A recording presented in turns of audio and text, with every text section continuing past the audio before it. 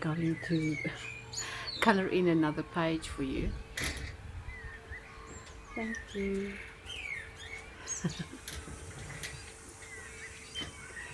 And yes, I'll flip the camera over to bring you into the space and just relax. Whatever you're doing, take 15 minutes, take a break and relax. Okay, so you're definitely going to hear a whole bunch of aeroplanes. But before we color in, I wanted to share something with you that I never considered before. And I found, and this is just the nature notes of an Edwardian lady by Edith Holden, and it's a journal where she captures many of her outdoor adventures in her own nature journal. But in October,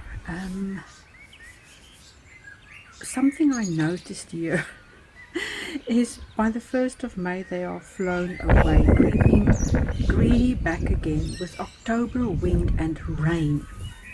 Now we also experience a lot of wind and a lot of rain still during October. And it goes on to say a good October and a good blast to blow the bog, acorn and mast. But it's so romantic, I think, to maybe have lived in that era where you could have lounged away your hours in a creative practice like this. And I think that's partly why I'm enjoying this creative lifestyle so much, is because I do get to spend hours outside and color and draw and discover all kinds of things and making that part of my life.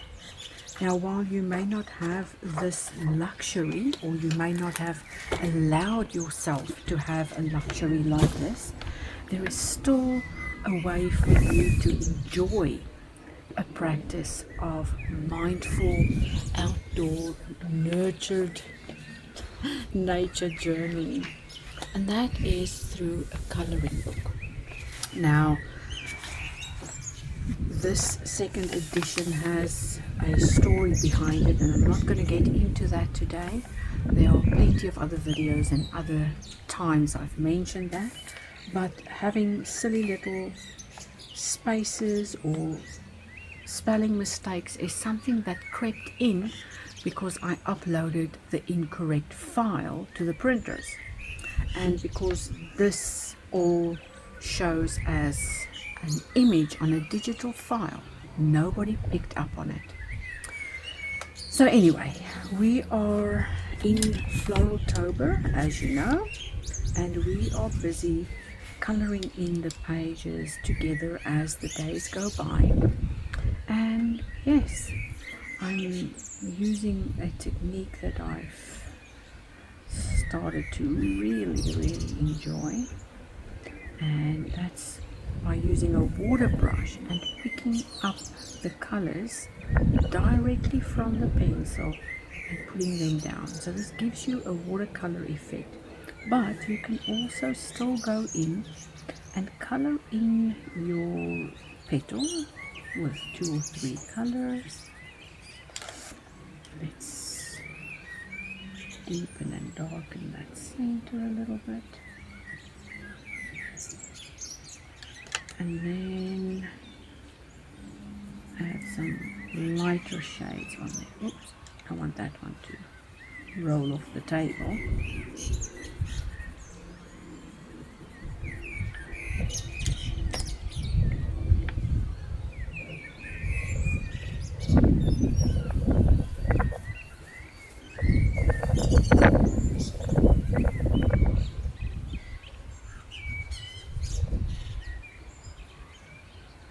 You can do so many different things with these water-soluble coloring pencils from Derwent.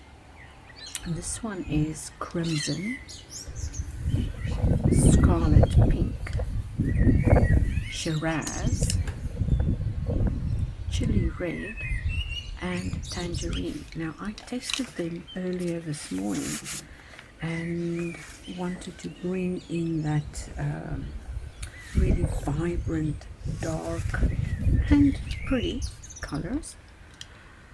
Not to mention that we recommended yellow ochre and mossy green here, which is not the correct color combination for this plant. So I'm still investigating how all of these mistakes happened, because I certainly have not done those things on purpose, and I'm almost sure that I'm not the only one to blame here, but we'll stick with that story for now.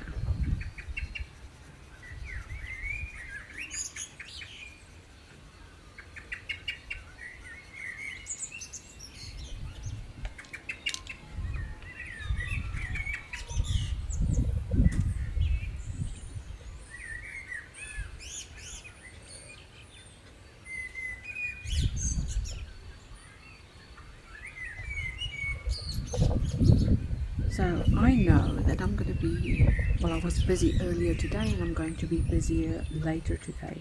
So what I'm doing now is coloring in my lunchtime, because I cannot let this day go by without coloring in and of course recording the video for you. But that's not my main objective. My main objective is to make sure I make time for myself, no matter how busy I am, and whether I take my sketchbook to the park on a little afternoon walk, or if I physically sit down and color in.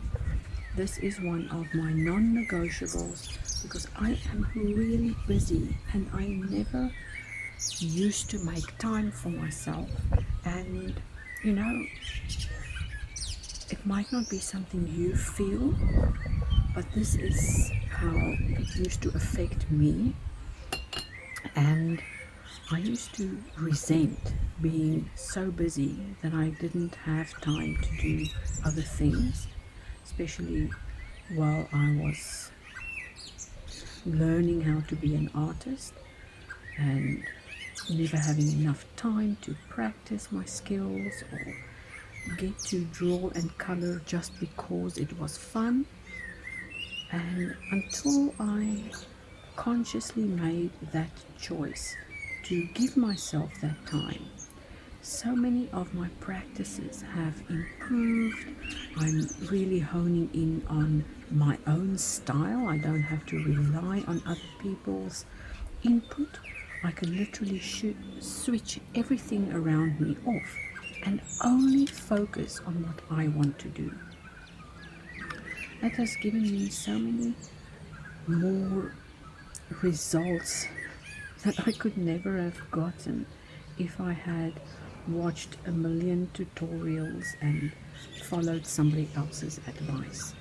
There is nothing like sitting down and doing your own thing. And yes, you may need guidance in the beginning, but don't let everything you do become a sequence of, oh, I can only do it if I have guidance, or I can only get to that point if somebody is there to show the way.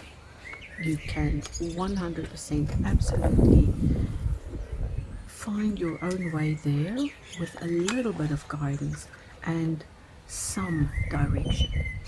Now, talking of direction, it's really helpful to have a membership like the Self-Mastery membership, and I'll leave links in the description below to help you and to guide you in a small mindful practice every single day.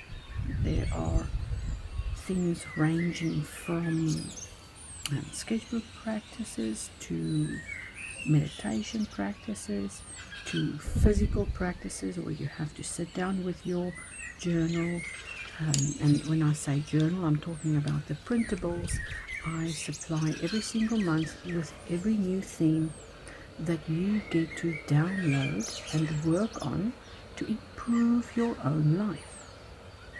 Now, it doesn't all have to revolve around creative practices like this. Sometimes you have to sit down and be a little serious. And it's in that moment of discovering how you could unlock and reveal a different part of your life to yourself that you really develop and grow, especially in the realms of self-mastery and just honing in on that special thing that is uniquely you. There's nobody in the world that's ever been made quite as wonderful as you have. And it's about time you discovered that special part of yourself and nurture something into existence that you can use and broaden your mindset, and even at times use to grow your own personal development. Now, it is a little more difficult if you're going to do that all alone, and you're more than able to, I'm sure. But if there's a little helping hand on the side, you might get there a little bit faster. So where is your there? Well, wherever you need to be, wherever you want to go, there's always a way to get there, and a mindful practice you can do to open your own mind, to speed up the process, and creating space in your life to grow is one of those things that will allow you to see the things clearer and interpret your surroundings. It will also help you to make time for your brain to understand things clearer. And I kid you not, I've been doing little mindful practices for a couple of years now. I started in 2006, and well, actually I started in 2005 when we were building our house, when I started jotting down things that I knew I had to do, and that was while I was working full-time as well. And working full-time takes a lot out of you if you are trying to do other things as well.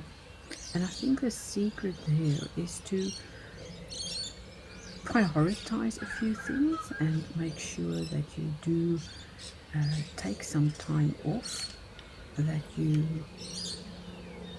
sort of focus and concentrate in on certain aspects of the things you want to create, and then keep those promises to yourself. Make sure you are in line and on your way to do the things you've always wanted to do.